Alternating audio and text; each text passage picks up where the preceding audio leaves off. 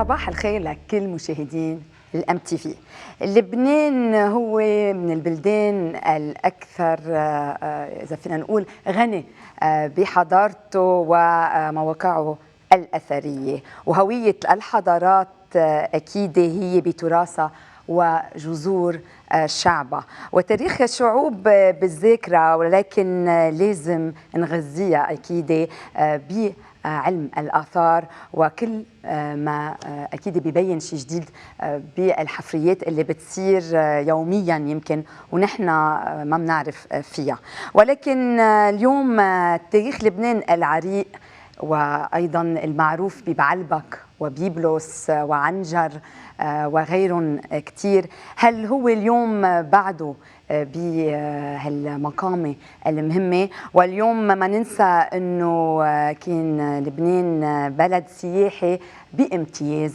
اليوم وين صرنا بالوضع السياسي والأمني للبنان؟ أكيد أسئلة كتيرة وأجوبة رح نلاقيها اليوم بكتاب إديسيون سبيسيال مع ضيوفي القيمين.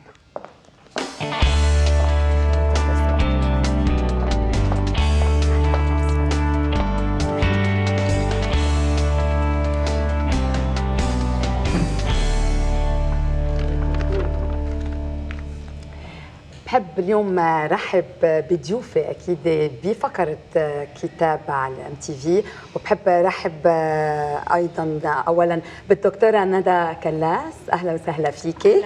حضرتك دكتوره بعلم الاثار وايضا رئيسه قسم الاثار بالجامعه اللبنانيه. اهلا وسهلا فيكي. اليوم بتصور في كثير عم بيحضرونا لانه اولا اليوم الاثار دائما على لسان الاعلام والناس، واليوم كمان نحن قادمين على كمان موسم سياحي ان شاء الله ورح نشوف اليوم وين صرنا كمان بهالمواقع الاثريه الجديده اللي بعدكم عم تكتشفوها. وبحب رحب ايضا بالسيده فرانسواز حبيقه. اهلا وسهلا فيكي. حضرتك كاتبه وعالمه اثار وايضا استاذه جامعيه بتاريخ الهندسه بالجامعه اللبنانيه وجامعه بالكسليك بالاي يو ال بالكسليك. وايضا بعرف انك حضرتك جيد تشتغلي بالسياحه، واليوم رح نحكي اكثر اليوم قد ايه في اقبال من اكيد كل الناس اللي بتحب تجي على لبنان، واذا بعد في اقبال قد ما كان في قبل. وبحب ايضا رحب باستديوهات الام تي في بالدكتور اسعد سيف. اهلا وسهلا فيك. حضرتك مشرف على الحفريات والابحاث الاثريه بالمديريه الاثار واستاذ كمان مساعد بالجامعه اللبنانيه وجامعه الويزه، وايضا باحث أكيد بكلية لندن الجامعية وخبير بمنظمتين إيكوموس وإيكوم العالميين. أهلا وسهلا فيك. اليوم رح نحكي معك أكثر عن شو اليوم مسؤولية أكيد الوزارة الثقافة ومسؤولية الحكومة اللبنانية تجاه هالغنى اللي عنا إياه الأثاري بلبنان. أهلا وسهلا فيك. طبعا. قبل ما نبدأ رح نحضر سوا ويكبر قلبنا بهالفيديو عن لبنان والسياحة بلبنان.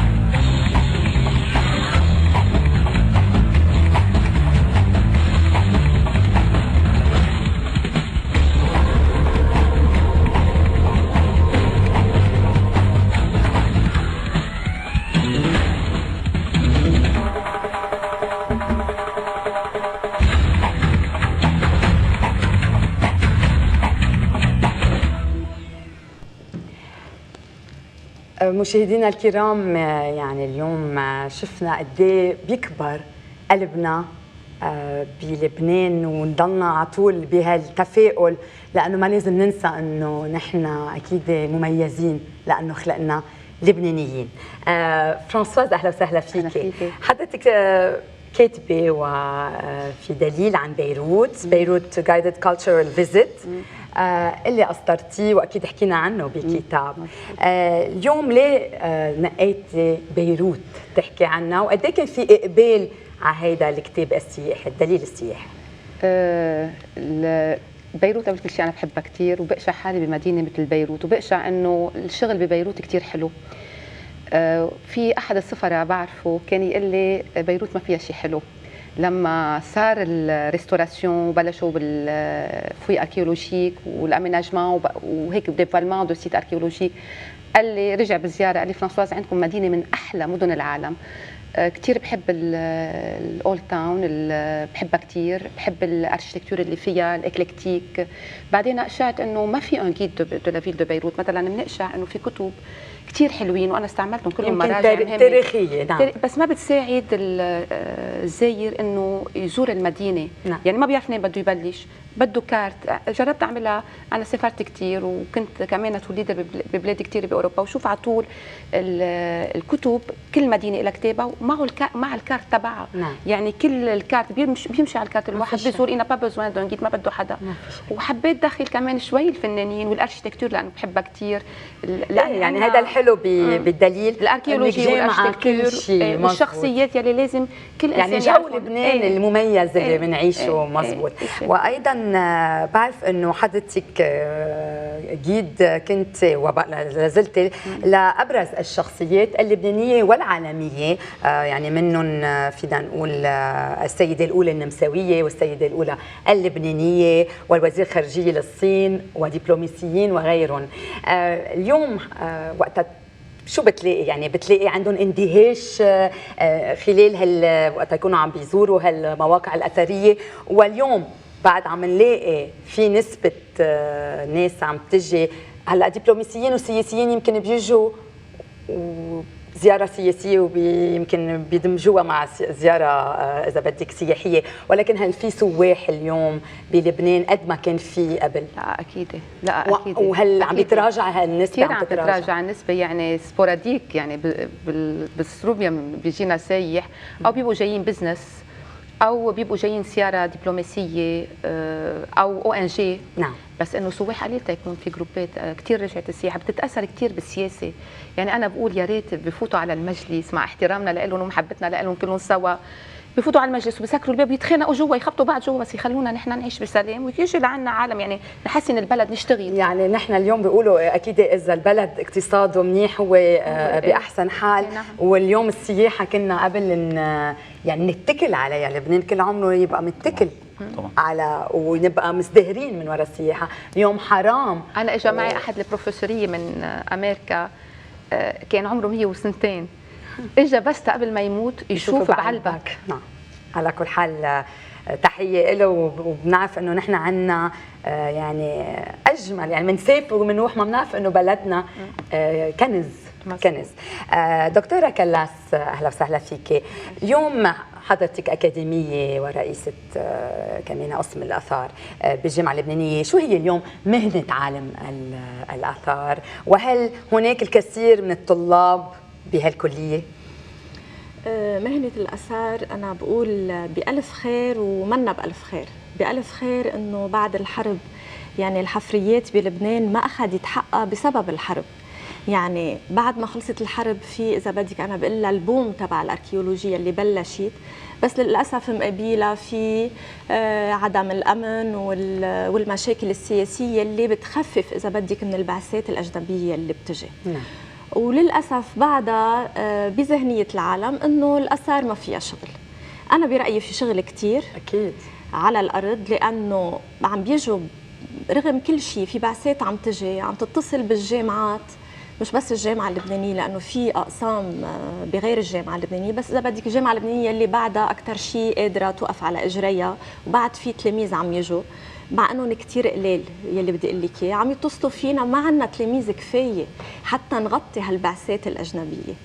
وفي شغله لكن لازم تقوموا يمكن بحملات، هيدا يلي لانه لبنان نعرف قد ايه من اغنى البلاد بالاماكن الاثريه وبالحضارات وثقافته. مش بس هيك، يعني حرام تحت الارض، شو في بعد هلا تحت الارض، شو في كنوز، شو في اشياء، شو في شغل بدها تنعمل.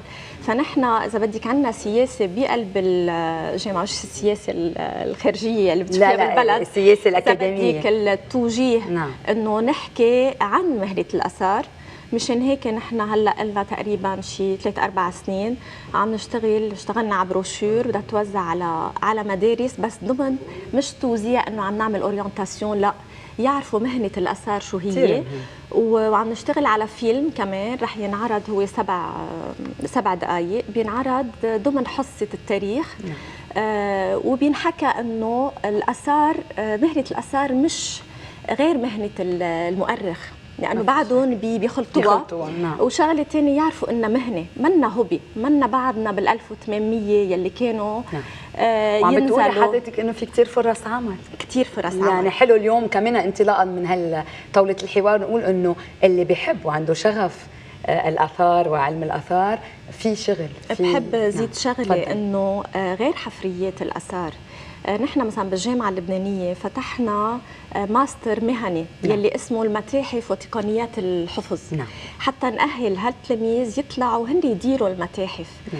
بمجلس الانماء والاعمار ودكتور سيف بيعرف وفرانسواز زميلتنا انه في كذا بروجي ليتعمر متاحف. طيب هول المتاحف ليش بده يجي ناس من برا تديرهم؟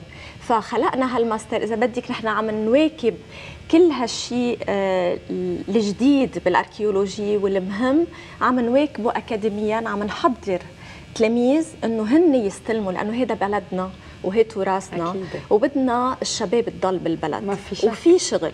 نعم. ما عليه ليه بدهم يتخرجوا ويروحوا لبرا، وفي شغل. فنحن يعني انا كثير انبسطت انه في عنا بلاتو نقدر نحكي ونوصل للعالم. نعم. انه الاثار بألف خير، في شغل بالاثار، الجامعات عم تشتغل. انا في احكي على الجامعه اللبنانيه عم تشتغل كثير. نعم. ونحن عم نعرف الجامعه الامريكيه، خصوصا تحيه لكل الجامعات اللي رئيس الجامعه خصوصا. نعم. كثير مهتم بالاثار. نعم. وبيقول لنا اعملوا مشاريع وانا معكم. نعم. فنتمنى انه هالصوت يوصل. اكيد. دكتور سيف، اليوم معك رح نحكي عن وضع الاثار في لبنان. اليوم الشعب اللبناني يمكن ما عنده كل هالمعلومات، او اللي عم بيتابع عنده آراء مختلفة عن الموضوع. اليوم شو مسؤولية، أولا قبل ما نبلش تحديديا نحكي عن أمور يمكن زعجتنا، يمكن عم نتساءل إذا مزبوطة أو لا. اليوم شو دور الحكومة اللبنانية، خاصة وزارة الثقافة، ب يعني إذا بدك التركيز والاهتمام بهالآثار ومش بتشويهها؟ ايه بالحقيقه برجع بعقب على اللي قلته دكتوره ندى، انه وزاره الثقافه غير انه او مديريه الاثار غير انه عملها الاساسي هو المحافظه وترميم الاثار ووضعها بمتناول الزائرين، هيدي جزء منها. نعم. انما كمان عندها مسؤوليه كبيره، وهي خلق فرص العمل لهالطلاب اللي عم يتخرجوا من الجامعات بالاثار بلبنان، وعندها مسؤوليه كبيره انه نقدر نحن كمان كلبنانيين ناخذ على عاتقنا نصير مسؤولين عن تراثنا. نحن منذ انشاء المديريه العامه للاثار ومنذ انشاء هالديبارتمان اللي كان تبع الاثار، نحن عم نرتكز بتقريبا 80 او 90% على البعثات الأجنبية أو على الدراسات الأجنبية. نحن ما كنا بعد وصلنا حتى للنضوج الكافي إنه نحن ناخذ على عاتقنا تراثنا. نعم. وهيدي شغلة خطرة كثير. يعني صار في أغلاط، يعني اليوم صار في أغلاط بالماضي، وسمعنا كثير وشعنا كثير إنه صار في يعني فينا نقول إهمال لأماكن تراثية. صار في حفريات ليعمروا، شافوا اشياء تراثية عمروا فوقها، وشي يسكت على الموضوع وشي لا. اليوم شو عم تعملوا لتصححوا هيدا؟ ما هيدا اللي عم بقول لك. نعم. هيدا بكمل بذات السياق، انه نعم. نحن وصلنا بمرحله قلنا انه بدنا ناخذ على عاتقنا تراثنا. نعم. من هالمنطلق هيدا نعم. صار في عندنا سياسه واضحه الاهداف. نعم. اول هدف هو خلق فرص العمل للاثريين اللبنانيين، ونقول لهم انه بنشجعهم يدرسوا اثار لانه في ديبوشي لهم. ثاني شغله نتعامل بطريقه واعيه مع الاثار تبعنا وناخذ على عاتقنا هالموضوع. اول ما خلصت الحرب اللبنانيه بال90 طبعا كان وضع الاثار او وضع الاداره او مديريه العامه للاثار بوضع مثل كل وضع ادارات الدوله، ما كانت تقدر تاخذ على عاتقها هالموضوع. تم انعمل ابيل انترناسيونال، طلبنا من كل من يمكن المساعده بالحفريات ببيروت يجي يساعد. لسوء الحظ كان بوقتها الاهميه كانت للاعمار، لانه كان في عندنا هاجس بلبنان سياسيا واقتصاديا انه اذا ما تعمرت بيروت نحن رايحين على هلاك. نعم هلا صار الاثار صارت تركض وراء الاعمار. نعم وما قدرنا عملنا مثل ما هو لازم نعمل. يعني ما صار في اذا فينا نقول تعاون على الموضوع، ما كان في الوقت الكافي، ويمكن ما كان في الناس اللي مهتمه كثير. اليوم معلش انا لانه وزاره الثقافه مش بس اثار، وزاره الثقافه الكثير، واليوم انا صح. عندي برامج ثقافيه صح. وبعرف قد ايه اليوم منناضل للثقافه، منناضل يعني كأنه مش حق بدنا نوصل له، لا يعني اليوم البلد بينبنى على الثقافه، الثقافه السياسيه، الثقافه الاقتصاديه، الثقافه العامه، يعني حرام يعني اليوم بدي اقول انه اليوم وزاره الثقافه لازم يكون عندها اهميه كثير كبيره وينسمع لها، مش بس بقصص هي هيدا اللي نحن بنقوله دائما، انه البلد اللي ما عنده ثقافه بلد رايح على الخراب. ما في شك. وطبعا كمان الاثار مش بس مهمتها السياحه فقط، لا هي وجلب هي عندها اشكاليه ثقافيه البلد، اشكاليه الهويه، نحن وعلاقتنا مع الماضي، علاقتنا مع الاخر بهالبلد، هل هالتراث هو تراث مشترك ولا مش تراث مشترك؟ في عندنا اشكاليه كثير كبيره، ونحن عم نجرب قد ما فينا نسعى انه نقدر نحقق هالاهداف هودي على الارض من اجل الوصول لهالنتائج هيدي. هلا طبعا المصاعب الكل بيعرفها، انتقادات كثيره، عم بيتكسر اثار، ما عم بيتحافظ على الاثار، الامور كلها هيدي، انما هالواقع منه مزبوط، يعني منه مزبوط. بس لكن رح اعطيك هيك تفضلي هايلايت على امرين هيك باساج، يعني انا في كثير بس انا ما بدي ضايقك كثير. لا بالعكس في منازل اثريه طبعا عم تنهدم، منازل تراثيه نعم سوري تراثيه، وايضا عم تتصنف تراثيه، يعني عم تتصنف هيدا منزل تراثي مثل منزل، انا رح اعطي اكزامبل امين معلوف على المتحف، وبعدين بتقولوا لا خلص منه هيدا منه طلع تراثي وانهدم. هيدا عم بعطي ان اكزامبل. مثل ما كمان ايضا المرفأ الفينيقي ببيروت ايضا على المينا بميناء الحصن. ليه عم بيصير هالشيء؟ هلا ما هون الاشكال هو كان كيف وصلت الخبريه للاعلام. نعم. وكيف الاعلام تعاطى فيها والعلميين كيف تعاطوا فيها. واذا ملاحظه انت انه ما طلع اشخاص علميين ذو جديرين يعني وحكيوا بهالمواضيع. ليه؟ لانه مثل ما بيقول بيتاغور بالفيردوري تبعه، le sage il regarde et il attend et quand le mal triomphe il se retire et il attend quand même. donc الاشخاص العلميين ما تقدموا بهالمواضيع هي. ليه؟ لانه صارت كثير الصحافه بدها سكوب، بدها صراع. نعم. هالصراع يعني كان في وراء هذا الشيء الحقيقه أيضا. هي يعني انهدم بيت هلا الواقع هو واقع اداري. نعم. ودائما بالوقائع الاداريه في اخذ وعطاء، في امور كثيره بتصير. هلا اللي صار بقصه بيت امين معلوف هو مش بالديبارتمان تبعي. بالديبارتمان انما الوزاره ومعالي الوزير اتصل شخصيا بامين معلوف وبعائله امين معلوف. وامين معلوف لو حط مع حضرتك كمان بواحد من الانترفيوز اللي عملهم انه بيت فرن الشباك او بيت المزرعه ما بيعني له شيء. وهو بحس انه بيت فرن الشباك ربي ببيته على المتحف، ربي مش قال انه ما بيعني له قد مثلا بيت الجبل هو البيت دير الحرف او هالمواضيع كلها. بس ما في حدا بيربى ببيته ما بيعني لانه صار اكاديمي. يعني طبعا اون بريمير دون ليستوار. يعني المفروض يعني يحافظوا عليه، يمكن يصير بعدين متحف. ما هو اللي صار هو انه معالي الوزير قدر اتفق مع الشركه انه ينعمل اسباس كولتوريل اسمه امين معلوف بكل الطابق الارضي. اسمه اسباس كولتوريل امين معلوف، مع العلم انه امين معلوف وعائلته اخذوا الاجر اللازم كرمال الاخلاء. وهن كانوا مستاجرين ببيت.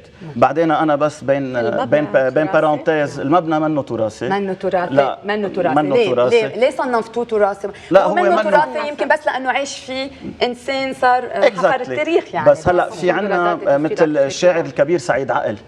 الشاعر الكبير سعيد عقل عنده 9 بيوت ب9 بنايات ببيروت غير بيته بزحله. هل بدنا نصنف كل البيوت؟ لا اكيد لا. نفس المقاربه. نعم. نفس المقاربه، انما لسوء الحظ في امور اوقات سياسيه بتتاخذ، نعم. بتتاخذ بوليميك هيدي رح اعلاميه، نحكي كثير عنها هلا هالأمور بالدور. كلها. هلا بالنسبه لما يسمى نعم. البور الفينيقي، انا سميته المطار الفينيقي لانه البور الفينيقي معروف وين الطائر الفينيقي كثير. البور الفينيقي معروف وين موقعه، تم في حفريات ودراسات علميه ونشر بمجله بعل. وما سمي او ما دعي بالبور الفينيقي كانت بعدها بفتره دراسات عم تنعمل من قبل الاشخاص اللي حفروا، اللي تبين بعد الدراسات انه ما عندهم الكفاءه العلميه الكافيه ليقدروا يطلعوا بهالانتربريتاسيون هيدي. وتبين بعد عده دراسات من خبراء لبنانيين وعالميين واجانب هن بيقولوا ما كان في خبراء عالميين. لا بلا مثل ما شفت انه صارت اهليه محليه. نو اجا كذا خبير عالمي، وبالنتيجه تبين انه سيت اون كارير بسموها كارير ان فوس، او مقلع حجر استعمل بفتره معينه وتم تركه بفتره معينه ثانيه.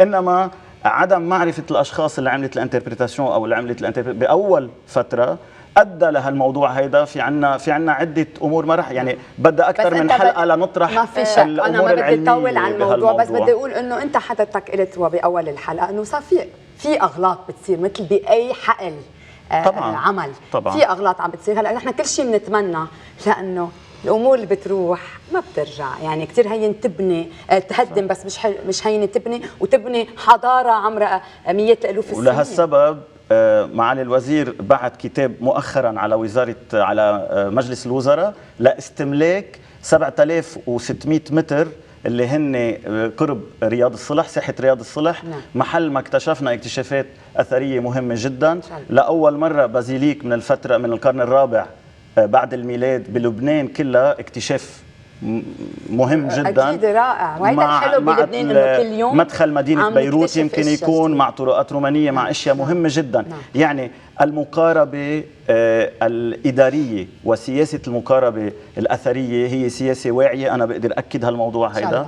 والعمل بيتم وفقا ل الفالور الاركيولوجيك والهيستوريك تبع المواقع. مهم يكون في دي جون بروفيسيونيل، يعني عندهم ضمير يعني ويكونوا بروفيسيونيل. نحن هن لهم حق، يا اما بخلوهم محلهم وبيكون ان سيت اركيولوجيك، يا اما بيعمروا فوقه بس بيكون محافظ عليه مثل كثير محلات باوروبا، يا اما من بعد ما يعملوا رولوفي وكل شيء بيقدروا ينقلوه ويحطوا محل ثاني. يعني كيف بتقرر انه بس هذا بينبنى عليه؟ هلا هي في عندنا بليزيور كريتير.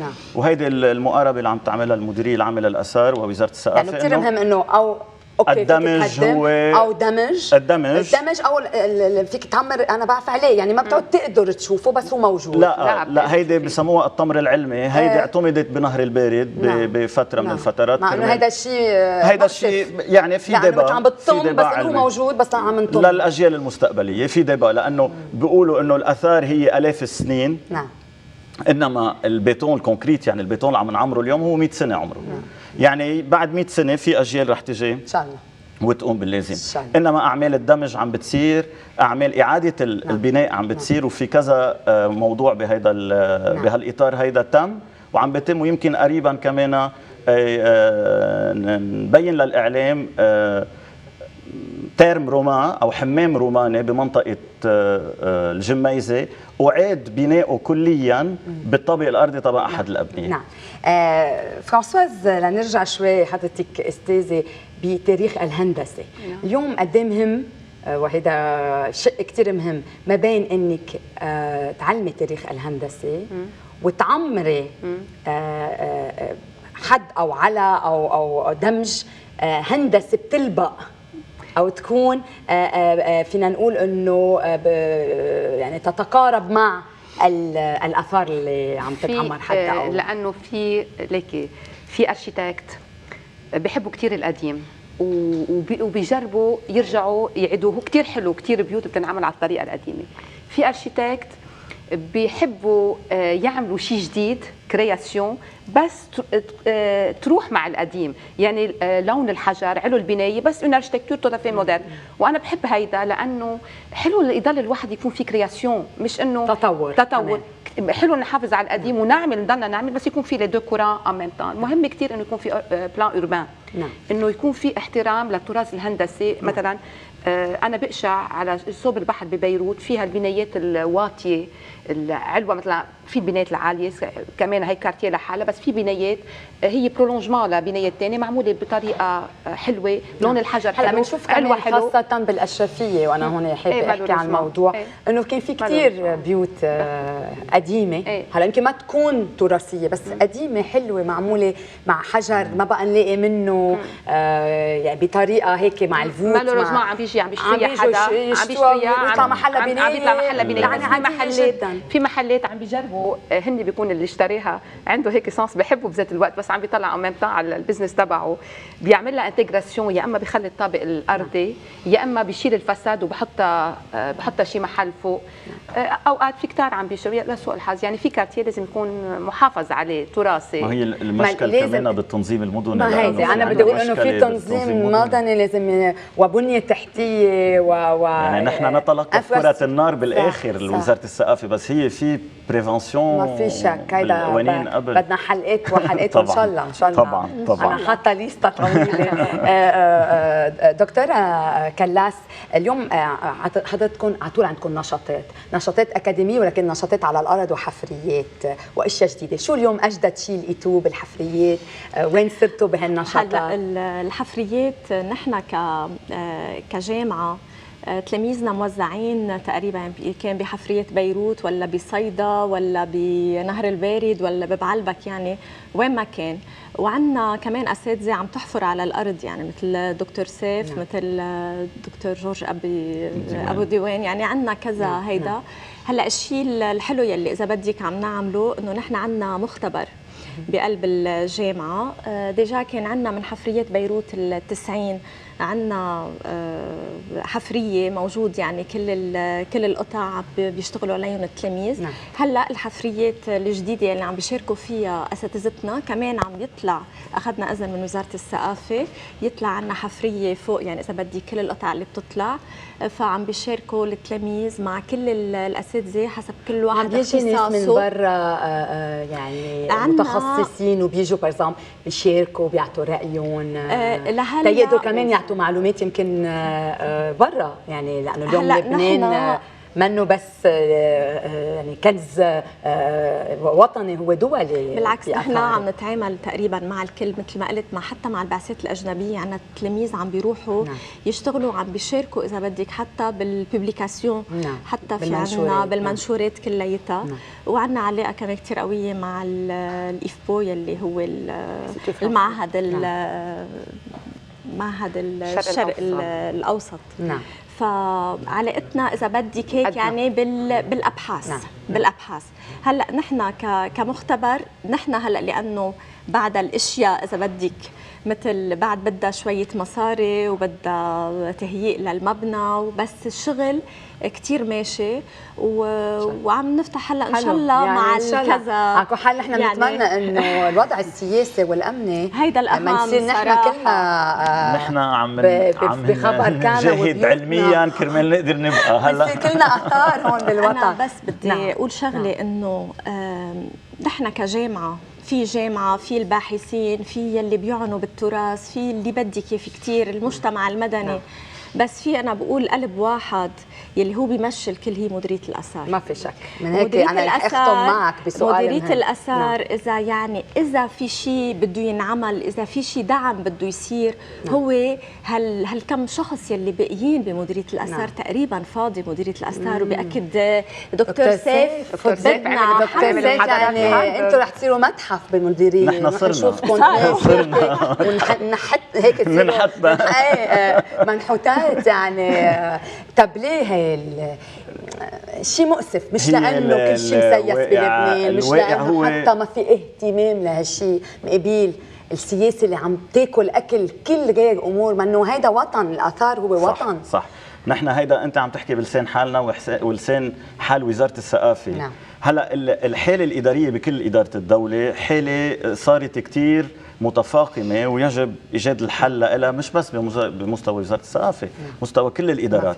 يعني نحن عملنا مشروع كرمال نعمل ريكروتمون ل 35 اركيولوج عندنا بقلب الاداره، عم بياخد وقت لامور اداريه مختلفه. نعم. انما نحن عم نلاقي الحلول البديله هي انه نقدر نحن نفتح مجال لطلاب الجامعه اللبنانيه واساتذه الجامعه اللبنانيه والباحثين، واللي في كثير منهم باحثين مثل ما كنا عم نحكي عالميين. نعم. وعم بيقدموا عالميا نتائج ابحاثهم. نحن جينا فتحنا هالمجال كرمال نقدر نعمل هالاكيليبر بين النقص الاداري وبين الغنى الموجود علميا عندنا على الارض. على كل حال ان شاء الله خير، لانه نحن بهالحاله ما فينا نتابع، اذا ما كنا حطينا ايدينا ببعضنا ما بنوصل على كل حال طاوله حوار ان شاء الله تكون وصلت الفكره، اكيد ما في شك، والكونسنتري تبع قد ايه مهم اثار لبنان اللي هو هويتنا وتاريخنا، وايضا يعني نافذه الى السياحه اللي عاوزينها اقتصاديا لوطننا. فرانسواز انا بتشكر حضورك. انا بشكرك لك، ونحن بنقشع حالنا فيك. اكريل الاستوار كثير كثير حلو، مش بس عم بتقدمي، عم تحطي روحك فيه كمان. تسلمي، ميرسي بوكو. ميرسي، انا بتشكرك. الدكتور ندى كلاس اهلا وسهلا فيكي ويعطيكي الف عافيه. اهلا فيك وميرسي على هالفرصه اللي اعطيتينا اياها نحكي بالاشياء البوزيتيف. اذا بدك عم نحكي كثير نيجاتيف بدنا لا اكيد هيك قدرنا نشوف وجهه النظر ايضا. دكتور اسعد سيف بتشكرك، يعطيك الف عافيه، وان شاء الله ايد بالايد نتكاتف ونوصل الى ابدا شيء عنا هو وطننا وهويتنا، لبنان وهويتنا طبعا اللي بنختلف فيها اكيد. مشاهدينا الكرام انا بودعكم، ما تنسوا بكره في اعاده لاكيد صار مع دكتور جورج حلو الساعه 4:03. بون ويك اند، وبشوفكم بكتاب نهار الثلاثاء.